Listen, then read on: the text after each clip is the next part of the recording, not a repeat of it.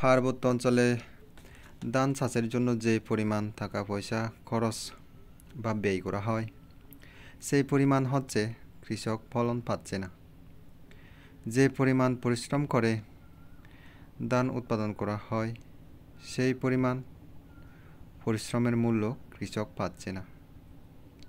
কেননা পাহাড়ে ধান চাষ করা অনেকটা ব্যয়বহুল।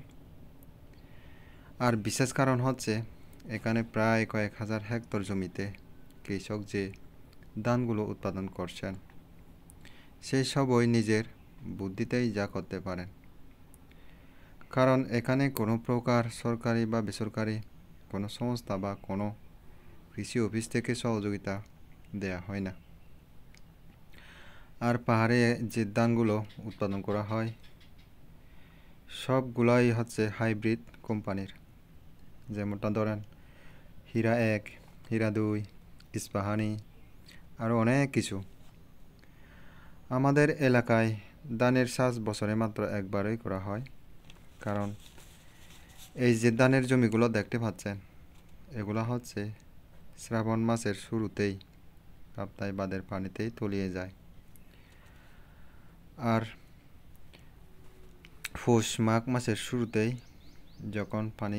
যখন কাপ্তাই বাঁধের পানি কমতে থাকে আর কি, সে সময় হচ্ছে আবার ধান লাগানোর দুমদাম শুরু হয় আর কি।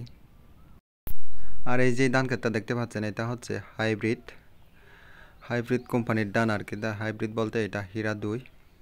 দেখতে পাচ্ছেন ধানগুলো কত বড় বড় হয়ে গেছে। আর হচ্ছে এখানে ধান চাষ করাটা এতটাই ব্যয়বহুল যে যা চিন্তার বাহিরে। মনে করেন আপনার এই ধানগুলো এই গোলায় পর্যন্ত নিয়ে যাওয়ার জন্য কমপক্ষে হচ্ছে এখানে একটি জমিনের পিছনে 1.5 থেকে 200 লিটার তেল, ডিজেল আর কি। ধান লাগানোর শুরু থেকেই হচ্ছে এভাবেই ডিজেলের মেশিনের মাধ্যমে হচ্ছে এই জমিগুলোতে পানির সেচ দিয়ে পানি সরবরাহ করতে হবে। আর যদি সেভাবেই সরবরাহ করতে না পারেন, তাহলে এখানে কোনো পদ্ধতি নেই। একমাত্র এই পদ্ধতি হচ্ছে মেশিন দিয়ে আপনাকে পানি সরবরাহ করতে হবে, জমিনে পানি সেচ দিতে হবে। আর যদি ওইটাই না পারেন, তাহলে হচ্ছে আপনার জমিনে পানি দেওয়া সম্ভব হবে না। কারণ হচ্ছে এখানে অন্য কোনো পদ্ধতি নাই যে এখানে জমিতে পানি সেচ দিবেন।